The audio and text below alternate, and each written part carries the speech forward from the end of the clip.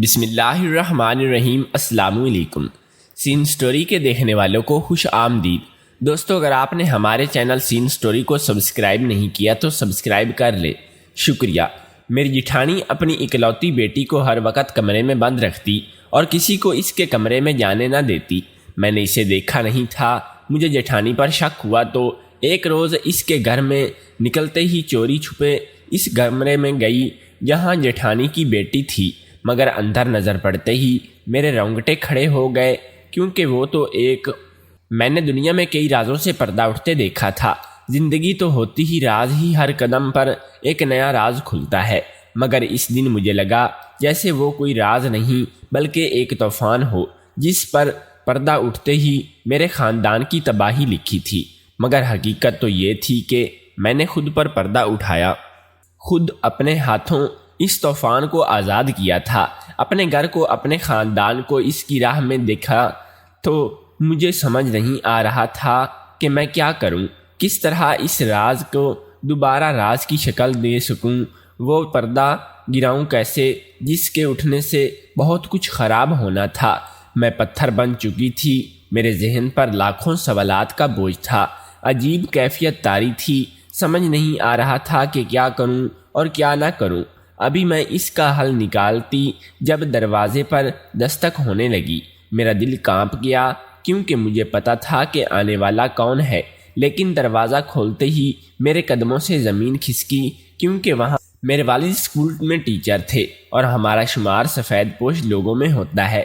میں بہت ہی خوبصورت تھی اور سب سے نمایاں میرا دودھ جیسا سفید رنگ تھا جو مجھے سب سے منفرد بناتا تھا، مگر مجھے کبھی اپنے حسن پر غرور نہیں رہا۔ میں خوش مزاج لڑکی تھی، میرا سارا دھیان بس پڑھائی کی طرف رہتا تھا۔ میں پڑھ کر کچھ بننا چاہتی تھی، مگر اللہ کو کچھ اور ہی منظور تھا۔ تبھی میری پڑھائی رک گئی، جس کی وجہ سے میرا حسن ہی تھا۔ مجھے اپنے اوپر بہت غصہ تھا۔ میں کبھی نہیں چاہتی تھی کہ میری پڑھائی رکے، مگر میرے بس میں کچھ نہیں تھا۔ میں جس کالج میں پڑھتی تھی، اسی کالج کے قریب چند بڑے بڑے خوبصورت گھر بنے ہوئے تھے۔ آتے جاتے اکثر ان کے سامنے کوئی نہ کوئی کھڑا رہتا تھا، اور اب تو میں بھی پہچان گئی تھی کہ کس گھر میں کون رہتا ہے، کیونکہ میرا تو روز کا آنا جانا تھا۔ اسی لیے روز دیکھنے کے باعث چہرے دماغ میں نقش ہو گئے۔ اسی دوران آتے جاتے اکثر مجھے ایک خوبصورت گھر کے سامنے ایک خوش شکل لڑکا کھڑا دکھائی دیتا تھا، اور مجھے دیکھ کر اکثر وہ ہنس دیتا اور تب تک وہاں کھڑا رہتا جب تک میں نظروں سے اوجھل نہ ہو جاتی۔ شروع میں تو مجھے لگا یہ ایک لوفر قسم کا لڑکا ہے، ایسے ہی لڑکیوں کو تاڑتا ہوگا اور ہر لڑکی کو دیکھ کر ایسے ہی مسکراتا ہوگا۔ لڑکوں کا تو کام یہی ہوتا ہے۔ میں نے یہ سوچ کر اس بات کو سیریس نہیں لیا، مگر میری بہن نے مجھ سے کہا کہ ایسا لگتا ہے کہ یہ لڑکا تمہیں پسند کرتا ہے، تبھی تو تم سے نظریں نہیں ہٹاتا۔ میری بہن نے میری توجہ اس کی طرف دلائی تو میں نے بھی محسوس کیا کیا واقعی میں وہ اور لڑکیوں کو نہیں دیکھتا تھا، صرف مجھے ہی دیکھتا تھا۔ چونکہ ہم پیدل گھر جاتے تھے تو جب ہم بھی اس لڑکی کے سامنے سے گزرتی، اس کے کچھ بولتی تو دیتی، آنکھوں میں میرے لیے کوئی پیغام ہوتا، مگر میں چپ چاپ وہاں سے گزر جاتی تھی۔ میں اس لڑکے کو مثبت جواب دے کر لوگوں کو باتیں بنانے کا موقع نہیں دینا چاہتی تھی، کیونکہ ہم غریب تھے۔ غریب کے پاس عزت کے علاوہ کچھ نہیں ہوتا ہے، یہی غریب کی میراث ہوتا ہے۔ جب کوئی انسان آپ کی ذات میں دلچسپی رکھتا ہو، دل میں خود بخود اس کے لیے نرم گوشیاں آ جاتی ہوں، تو بھی اندر ہی اندر اسے پسند کرنے لگی تھی۔ اس سب میں سب سے زیادہ ہاتھ میری بہن کا تھا، جو ہر وقت میرے سامنے اس لڑکے کی باتیں لے کر بیٹھ جاتی تھی۔ نہ چاہتے ہوئے بھی میرا دھیان اس کی طرف جاتا تھا، مگر میں اپنی ماں کو اور بابا کو شرمندہ کروانا نہیں چاہتی تھی، تبھی چاہ کر اس محبت کو ماننے سے انکار کر دیا۔ میں جانتی تھی کہ اگر میں نے یہ مان لیا کہ مجھے اس لڑکے سے محبت ہے تو میرے بابا کا سر جھک جائے گا اور ان کو مجھ پر جو مان ہے وہ ٹوٹ جائے گا، اور میں یہ ہرگز نہیں ہونے چاہتی تھی۔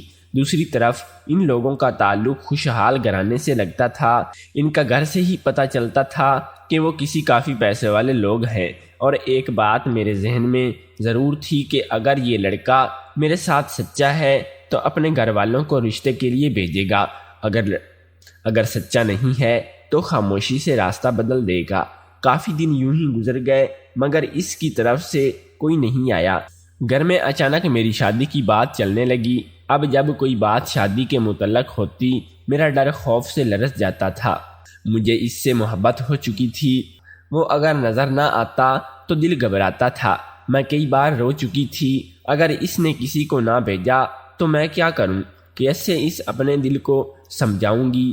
دن بدن مجھے یہ فکر اندر سے اندر کھانے لگی تھی اور میرا دھیان پڑھائی سے ہٹا جا رہا تھا۔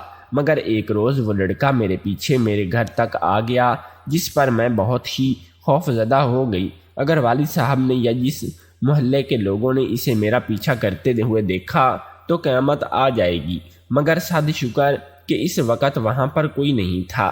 گلی سنسان تھی اور میں جلدی جلدی اپنے چھوٹے سے گھر کے اندر چلی گئی، مگر میرا دل اس وقت بھی زور زور سے دھڑک رہا تھا، میرے ہاتھ پیر کانپ رہے تھے۔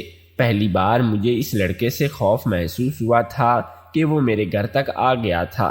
نہ جانے وہ اب کیا کرے گا، اگر اس نے مجھے بلیک میل کیا تو میں کیا کروں گی۔ اس وقت میں بھول گئی تھی کہ وہ مجھے بلیک میل نہیں کر سکتا تھا۔ میں نے کون سا کبھی اس سے بات کی تھی جسے ہتھیار بنا کر وہ مجھے بلیک میل کرتا۔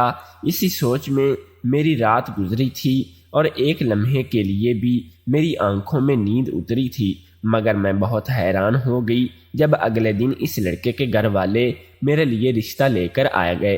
ان سب عورتوں کو مہنگے لباس جیولری پہنے ہوئے تھے اور ایسا لگ رہا تھا جیسے پیسے کی نمائش کرنے آئے ہوں۔ ہم تینوں میں سے میری بہن اور امی جی حیران تھے انہیں دیکھ کر۔ ان کا پہنا ہوا دیکھ کر امی جی کافی دیر تک حیرت میں مبتلا رہی، لیکن ان کے مخاطب کرنے پر ہوش میں آئیں۔ کچھ ہی باتوں کے بعد مجھے احساس ہوا کہ جیسے ان کا رویہ خاص اچھا نہیں ہے۔ غور کرنے پر مجھے لگا کہ ان کے چہرے اترے ہوئے تھے، ایسا لگتا تھا کہ کسی نے انہیں گن پوائنٹ یہاں پر رشتے لینے بھیجا ہو، یا شاید مجھے ایسا محسوس ہو رہا تھا کیونکہ میں بہت ہی گہری نظر رکھتی تھی، چھوٹی چھوٹی باتوں کو بہت غور سے سوچتی تھی۔ امی تو خوش ہو گئیں کہ اتنے بڑے گھر سے میرے لیے رشتہ آیا ہے، مگر نہ جانے کیوں میں خوش نہیں ہو پا رہی تھی۔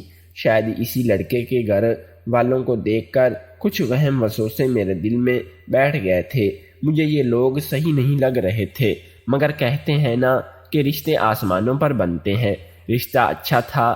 امی اور والد صاحب نے سوچنے کا وقت مانگا اور چھان بین کروائی تو معلوم ہوا کہ اچھے خاندانی لوگ ہیں۔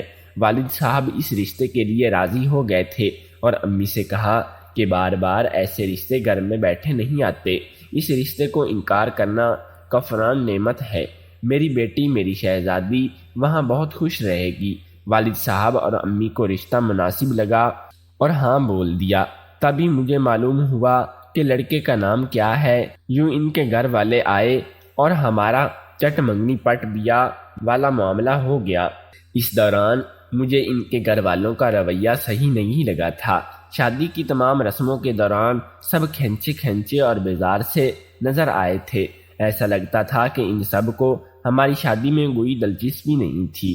میں رخصت ہو کر سسرال آئی تو سب نے سرد مہری سے میرا ویلکم کیا، اور بس ایک میرے شوہر تھے جو مجھ سے خوش نظر آ رہے تھے اور مجھ پر جان وارتے جا رہے تھے۔ مجھے ایسا لگتا تھا کہ ہم غریب لوگ ہیں، اسی لیے سب کا رویہ ہم پر خراب لگ رہا ہے۔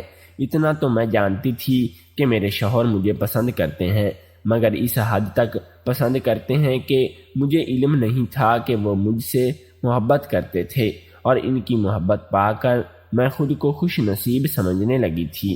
انہوں میں پہلی نظر میں ہی پسند آ گئی تھی اور انہوں نے پہلے دن سے ہی طے کر لیا تھا کہ شادی بھی مجھ سے ہی کرے گا۔ گھر والوں کو راضی کرنے میں اتنا وقت نکل گیا، وہ لوگ اسی رشتے کے لیے راضی نہیں تھے۔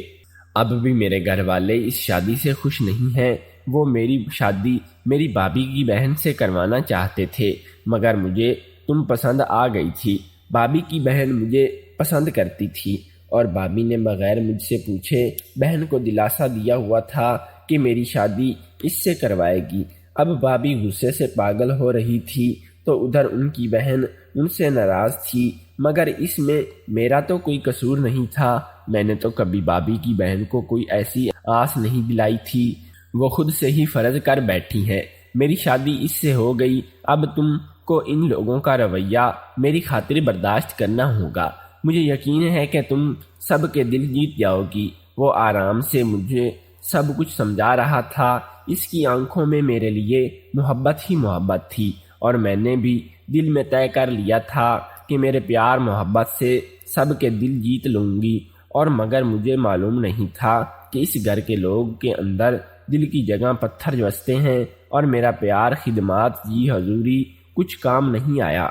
قصہ مختصر، میں سب کے دل جیتنے کی بہت ہی کوشش کی، مگر سب بے سود، اور میں تھک ہار کر بیٹھ گئی۔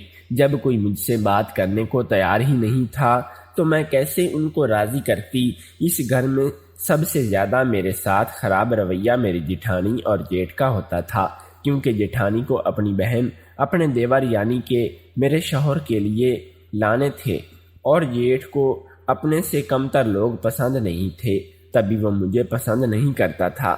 مگر میں چپ چاپ تھی، سب کے رویے برداشت کرتی رہی، جو ایک مشکل کام تھا۔ میرا جیٹھ بہت بڑا اور ظالم انسان تھا، وہ مجھے طرح طرح سے تنگ کرتا تھا۔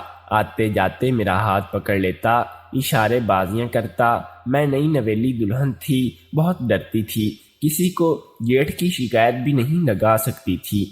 شاید کوئی میری بات کا یقین نہیں کرتا، اور سب مجھے چھوٹا، جھوٹا اور مکار سمجھتے تھے، اور یہی کہتے ہیں کہ آتے ہی جیٹھ پر جھوٹا الزام لگا دیا۔ اسی لیے میں سب خاموشی سے برداشت کرتی رہی تھی، اور میری کوشش ہوتی تھی کہ جہاں جہاں جیٹھ کا سامنا کرنے کے لیے چانسز ہوتے تھے وہاں نہیں جاتی۔ میرا شوہر مجھ سے اکثر پوچھتا کہ تم گھبرائی اور پریشان کیوں رہنے لگی ہو، مگر میں ٹال جاتی، کیا پتہ وہ میری بات پر یقین کرتا بھی یا نہیں۔ میں ویسے بھی اس کو اس کے بھائی سے بدظن نہیں کر سکتی تھی۔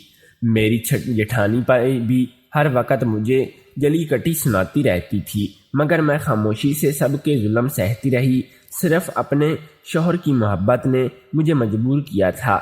یہ سب سہنے کے لیے مجھے ڈر تھا کہ اگر میں نے ان سے لوگوں کی شکایتیں لگانا شروع کی تو کہیں میں اس کے دل میں سے اتر نہ جاؤں۔ اس گھر میں سے میں نے بہت ہی کچھ برداشت کیا۔ میری ساس اور نند کا رویہ بھی میرے ساتھ اچھا نہیں تھا۔ میرے ہر کام میں کیڑے نکالے جاتے، ہر وقت سب مجھے ہی تانا مارتے رہتے کہ میں نے اپنے شوہر کو اپنے حسن کے جمال میں پھنسا کر اس سے شادی کی ہے۔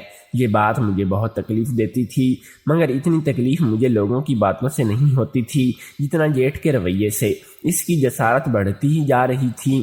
میں نے دیکھا تھا کہ میرا جیٹھ اپنی بیوی سے سخت رویہ رکھتا تھا، ہر جگہ اسے ذلیل کرتا، حالانکہ وہ خوبصورت ہونے کے ساتھ اس کے کلاس بھی تھی، تو پھر وہ کیوں ایسا کرتا تھا؟ اور جیٹھانی کی کیا مجبوری تھی جو وہ اس کی باتیں برداشت کرتی تھی؟ اس پر حیران تھی۔ جب بھی جیٹھانی کی لڑائی جیٹھ سے ہوتی تو اس کی ساری بڑاس مجھ پر نکالتی۔ ایک دن میں گھر کی صفائی کر رہی تھی جب جیٹھ کے کمرے کے قریب سے گزرتے ہوئے کانوں میں کسی بچی کے رونے کی آواز پڑی۔ میں نے وہاں ارد گرد دیکھا، مگر کہیں کوئی نہ نظر آیا تھا۔ میں نے دھیان لگا کر سننے کی کوشش کی تو وہ آواز جیٹھ کے کمرے سے آ رہی تھی۔ میں حیران تھی، نہ تو گھر میں کوئی مہمان آیا تھا اور نہ ہی کسی ملازمہ کو اجازت تھی اپنے بچے ساتھ لانے کی۔ میں نے دروازہ کھول کر اندر جا کر دیکھا کہ سوچا کہ ابھی میں نے ہینڈل پر ہاتھ رکھا ہی تھا کہ اندر سے دروازہ کھلا اور جیٹھانی باہر آئی۔ تم یہاں کیا کر رہی ہو؟ وہ مجھے وہاں دیکھ کر گھبرائی، جیسے کوئی چور اپنی چوری پکڑنے جانے پر ڈر سے گھبراتا ہو۔ وہ میں صفائی کر رہی تھی۔ میں نے ڈر کر 2 قدم پیچھے لیے۔ اچھا تو صفائی کرو، یہ نظر کیوں رکھ رہی ہو ہم سب پر؟ اور وہ ایک دم اپنی ازلی رویے پر آ جائیں اور مجھے سنانا شروع کر دیا۔ میں وہاں سے چلی آئی، مگر مجھے سمجھ نہیں آ رہا تھا کہ وہاں سے بچی کے رونے کی آوازیں کیوں آ رہی تھیں۔ شام کو میں کچن میں تھی جب نند وہاں آئی، اور میری چھوٹی نند خوش مزاج تھی، اسی لیے وہاں آئی۔ میری اس سے دوستی ہو چکی تھی۔ مجھے پریشان دیکھ کر اس نے وجہ پوچھی تو میں نے بنا کسی دور خوف کے اسے صبح والا واقعہ بتا دیا، جسے سن کر وہ خاموش ہو گئی۔ کچھ دیر بعد بولی تو اس کی آواز بہت دھیمی تھی، مگر اس کی بات نے میرے پیروں تلے سے زمین ہی نکال دی تھی۔ میں آنکھیں پھاڑے اسے دیکھ رہی تھی۔ مجھے وہاں گئے 3 مہینے سے اوپر کا وقت ہونے والا تھا، تو میں اتنی بڑی بات سے انجان تھی۔ مجھے خود پر حیرت تھی کہ یہ بات چھپانے والی تو نہیں تھی، جب جسے سب سنے چھپا رکھا تھا۔ سب سے زیادہ تعجب مجھے میری جیٹھانی پر تھا۔ میری جیٹھانی کی ایک بیٹی تھی، جسے وہ سارا دن ساری رات یوں کہا جائے کہ جو 24 گھنٹے کمرے کے اندر قید رکھتی تھی تو غلط نہیں ہوگا۔ مجھے سمجھ نہیں آیا کہ آخر کیسے کوئی اپنی اکلوتی بیٹی کو ہر وقت کمرے میں بند رکھ سکتا ہے، اور رکھنے والی ذات ماں کی ہو، یہ تو ممکن ہی نہیں، اور اس سے بڑھ کر کسی کو اس کمرے میں جانے کی اجازت بھی نہیں تھی۔ میری جیٹھانی ہر وقت پہرے میں رہتی اور کسی کو وہاں روکنے نہ دیتی تھی۔ کچھ روز اور گزر گئے۔ میں نے ایک دفعہ وہاں جانے کی کوشش کی، مگر ناکام رہی۔ اس طرح 2 سال گزر گئے۔ اللہ نے اسی دوران مجھے رحمت سے نوازا۔ میری بیٹی بی کی پیدائش پر سب یوں خوش تھے جیسے پہلی اولاد ہو خاندان کی، جبکہ میری جیٹھانی کے چہرے سے صاف پتہ چلتا تھا کہ وہ کس قدر غصے میں تھی۔ 2 سال گزر جانے کے بعد بھی میں نے اسے دیکھا نہیں تھا۔ مجھے سمجھنا آتا کہ وہ کیوں ایسا کرتی ہے۔ میں نے اپنی ماں سے بات کی تو انہوں نے کہا کہ کیا پتہ وہ بہت ہی خوبصورت ہوگی، تبھی وہ ایسا کرتی ہے۔ کچھ لوگ ہوتے ہیں جو لوگوں کی نظر سے اپنے بچوں کو بچانے کے لیے یہ گھروں میں کمرے میں قید رکھتے ہیں تاکہ کوئی انہیں دیکھ نہ سکے۔ یہ عادت کم ہی لوگوں میں پائی جاتی ہے۔ اماں کے کہنے پر مجھے اپنے محلے کی ایک آنٹی یاد آ گئی۔ وہ بھی یوں ہی اپنے بیٹے کو گھر میں رکھتی تھی، مگر انہوں نے کبھی کسی سے چھپایا نہیں تھا، بس وہ اسے گھر سے نکلنے نہیں دیتی تھی۔ ان کا کہنا ہے کہ وہ ماحول کے برے اثرات سے اپنے بیٹے کو محفوظ رکھنا چاہتی ہے، لیکن یہاں تو شاید میری جیٹھانی پوری دنیا سے ہی اپنی بیٹی کو محفوظ رکھنا چاہتی تھی۔ میں نے اس کے بعد بہانے سے وہاں جانا شروع کر دیا۔ ایک روز میں ان کے کمرے میں قریب تھی اور اندر جانے کا سوچ رہی تھی کہ جب اندر سے جیٹھانی نے چلانے پر چونکی اور جیٹھانی پر چلا رہا تھا۔ میں نے وہاں سے واپس آنا مناسب سمجھا، یوں کسی سے بات سننا مجھے گوارا نہ تھا، اور ہی میری تربیت مجھے اس چیز کی اجازت دیتی تھی۔ مگر جیٹھ کی اگلی بات پر میرے قدم پتھر ہو گئے تھے۔ مجھے یقین نہیں ہو رہا تھا کہ کوئی باپ اپنی اولاد کے لیے ایسے الفاظ بھی کیسے ادا کر سکتا ہے۔ جیسے جیسے میں جیٹھ کی باتیں سن رہی تھی، ویسے ہی میرے اندر اس بچی کو دیکھنے کا تجسس بڑھتا جا رہا تھا، اور اب مجھے جیٹھانی پر شک ہونے لگا تھا۔ کچھ تو غلط تھا جس کی وجہ سے جیٹھانی یہ سب کر رہی تھی۔ ایسا کیا تھا یہ مجھے پتہ لگوانا تھا۔ تو ایک روز اس کے گھر سے نکلتے ہی میری چوری چھپے اس کے کمرے میں گئی، مگر کمرے کا دروازہ لاک تھا۔ میں بہت مایوس ہو گئی۔ پھر اسی وقت مجھے ایک فلم کا سین یاد آیا تو میں نے بالوں میں سے ہیئر پین نکالی۔ میں نے بالوں سے ہیئر پین نکالی اور اس سے لاک کھولنے کی کوشش کرنے لگی۔ کچھ ہی دیر بعد وہ دروازہ کھل گیا، جسے کھلتا دیکھ کر میرے اندر جیٹھانی کی بیٹی تھی، مگر جیسے ہی دروازہ کھول کر اندر گئی، نظر پڑتے ہی میرے رونگٹے کھڑے ہو گئے تھے۔ اس وقت مجھے پتہ چلا کیوں جیٹھ اور اپنی بیٹی کو منحوس بولتا ہے، کیوں وہ ہر وقت جیٹھانی سے لڑتا رہتا ہے، کیوں جیٹھانی جیٹھ کی ہر بات پر خاموش رہتی تھی، کیوں وہ اپنے گھر نہیں جاتی تھی، کیوں وہاں سے کوئی نہیں آتا تھا۔ میں نے دنیا میں کئی رازوں سے پردہ اٹھتے دیکھا تھا، ہر طرح کے لوگ دیکھے تھے، ہر طرح کی زندگی دیکھی تھی، اور ویسے بھی زندگی تو ہوتی ہی راز ہے، ہر قدم ایک نیا راز کھلتا ہے۔ مگر اس دن مجھے لگا جیسے یہ کوئی راز نہیں بلکہ ایک طوفان ہے جس سے پردہ اٹھتے ہی میرے خاندان کی تباہی لکھی تھی، میرے سسرال کی تباہی تھی وہ جو میرے سامنے تھی۔ مگر حقیقت تو یہ تھی کہ میں نے خود پر پردہ اٹھایا تھا، خود اپنے ہاتھوں اس طوفان کو آزاد کیا تھا، اپنے گھر کو، اپنے خاندان کو اس کی راہ میں دھکیلا تھا۔ مجھے سمجھ نہیں آ رہا تھا کہ میں کیا کروں، کس طرح اس راز کو دوبارہ راز کی شکل دوں، کیسے وہ پردہ گراؤں جس کے اٹھنے سے بہت کچھ خراب ہونا تھا، کیسے اپنے سسرال کو دنیا کے طنز و تنقید سے بچاؤں؟ میں پتھر بن چکی تھی اور میرے ذہن پر لاکھوں سوالات کا بوجھ تھا۔ عجیب کیفیت طاری تھی، سمجھ نہیں آ رہا تھا کیا کروں اور کیا نہ کروں۔ ابھی میں اس کا حل نکالتی ہوں جب دروازے پر دستک ہونے لگی۔ میرا دل کانپ گیا تھا کیونکہ مجھے پتہ نہیں تھا کہ آنے والا کون ہے، لیکن دروازہ کھلتے ہی میرے قدموں سے زمین گھسکی کیونکہ وہاں تو میرا جیٹھ کھڑا تھا۔ کیا ہوا، رنگ کیوں زرد پڑ رہا ہے تمہارا؟ جیٹھ کے سوال پر مجھے یاد آیا اس کمرے کا دروازہ تو میں نے گھبراہٹ سے اس کمرے کا دروازہ تو میں نے گھبراہٹ اور جلدی میں کھولا ہی چھوڑ دیا تھا۔ تبھی میں واپس بھاگی مگر تب تک دیر ہو چکی تھی۔ میرے یوں بھاگنے پر جیٹھ میرے پیچھے بھاگا۔ میں اسی کمرے کے سامنے فرش پر بیٹھ گئی۔ کمرے کا دروازہ کھلا دیکھ کر جیٹھ اندر بھاگا مگر اندر دیکھ کر اس کا رنگ سفید پڑ گیا۔ یہ تم نے کھولا ہے نا؟ وہ دروازے کی طرف اشارہ کرتا پوچھ رہا تھا۔ اس کی یوں پوچھنے پر میرا حلق خشک ہوا۔ وہ غصے سے میری طرف آیا اور میری گردن پکڑ لی۔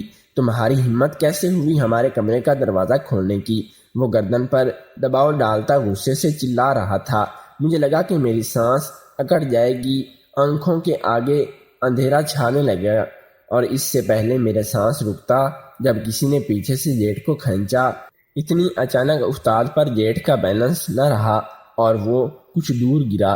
میرے حواس پر پوری طرح گم ہو چکے تھے۔ مکمل آنکھیں بند ہونے سے پہلے ہی میں نے اپنے شوہر کو اپنے پاس بیٹھا دیکھا تھا۔ اس کے بعد جب مجھے ہوش آیا میرے شوہر میرے پاس تھے۔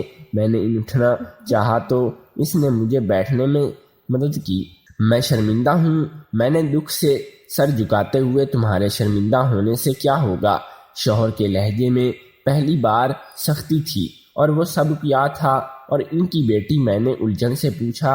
بھیا پراپرٹی ڈیلر تھے، ان کا کام بہت اچھا چل رہا تھا، یہاں تک کہ انہیں ایک دفتر اسی کام کے لیے کھول لیا تھا۔ پورے ملک میں ان کا نام عام ہو چکا تھا، لوگ دور دور سے ان کے پاس آتے۔ ہم سب سمجھے کہ یہ کام ان کے لیے بہت ہی لکی ہے مگر ہم میں سے لوگ دور دور سے ان کے پاس آتے، سب سمجھتے تھے کہ یہ کام ان کے لیے بہت لکی ہے مگر ہم میں سے کسی کو نہیں پتہ تھا کہ یہ کام ان کی بدقسمتی بن جائے گا، اور بدقسمتی بھی وہ جو ساری زندگی کے لیے ہوتی۔ ایک دفعہ بھیا نے ایک حویلی خریدی اور حویلی اتنی خوبصورت تھی کہ دیکھنے والا اس کا دیوانہ ہو جاتا۔ بھیا بھی ہم سب کے ساتھ وہاں شفٹ ہو گئے تھے۔ بھیا کی شادی وہیں ہوئی۔ شادی کے 1 مہینے بعد بھابھی عجیب ہونے لگی اور دن بدن وہ بدلتی جا رہی تھی۔ ایک عالم سے رجوع کرنے پر پتہ چلا کہ ان کے اندر ہوائی چیزوں نے قیام کر لیا ہے۔ بھابھی ان دنوں امید سے تھی۔ اس عالم نے پوری کوشش کر کے اس چیز کو نکال کر فنا کر دیا۔ ہم سب کو یہی لگا تھا کہ اب ہم محفوظ ہیں، لیکن جب بچہ پیدا ہوا تو وہ انسانی شکل کا نہیں تھا، کیونکہ وہ بھیا کا نہیں بلکہ اسی جن کا تھا جس نے بھابھی کے اندر قیام کیا تھا۔ بھیا نے اسے ختم کرنا چاہا مگر بھابھی نے کرنے نہ دیا۔ ماں تھی، کیسے اپنے بچے کو مرنے دیتی تھی؟ اس دن کے بعد بھیا کو بھابھی سے نفرت ہونے لگی تھی، لیکن بھابھی برداشت کر جاتی۔ اس بچے کو بھابھی نے اپنے کمرے میں رکھا تھا، وہ ایک طرح سے وہاں قید تھا۔ دروازے کے اندر پاس پڑ کر ایک سفید رنگ کا پاؤڈر ڈالتی تھی۔ بھابھی ایک عالم نے انہیں بتایا تھا جس سے وہ بچہ بھاگ نہیں سکتا تھا، وہ وہیں قدم رکھتا، لیکن تم نے جب دروازہ کھولا بندھن ٹوٹ گیا تھا جس سے وہ وہاں سے فرار ہو گیا تھا۔ اب وہ کہاں ہے کسی کو نہیں پتا تھا۔ بھابھی کی طبیعت خراب ہے، وہ اسے ڈھونڈتی رہیں گی جب تک مل نہ جائے گا۔ وہ خاموش ہو گیا۔ میں بولی تو مجھے میری آواز کسی گائے سی آتی محسوس ہوئی تھی۔ میں ہاتھ جوڑ کر تو اس نے نیچے کر دیے۔ شاید اس کا راز ہونا ضروری تھا۔ اس کے کہنے پر میں رو دی۔ آج اس واقعے کو 15 سال گزر چکے ہیں۔ جیٹھانی کی طبیعت بگڑتی دیکھ کر جیٹھ اس کے ساتھ نرم ہو گئے۔ اب ان کے 2 بیٹے اور 1 بیٹی ہے۔ سب اپنی اپنی جگہ خوش ہیں مگر میں آج بھی بے چین ہوں۔ مجھے لگتا ہے کہ جیسے وہ بچہ لوٹ آئے گا اور مجھے کچھ کرے گا۔ میرے ڈر کو دیکھ کر شوہر نے مجھے تعویذ پہنایا۔ شاید میرے شوہر کو صحیح کہتے تھے کہ اس کا آزاد ہونا ضروری تھا، تبھی وہ لوٹ کر نہیں آیا۔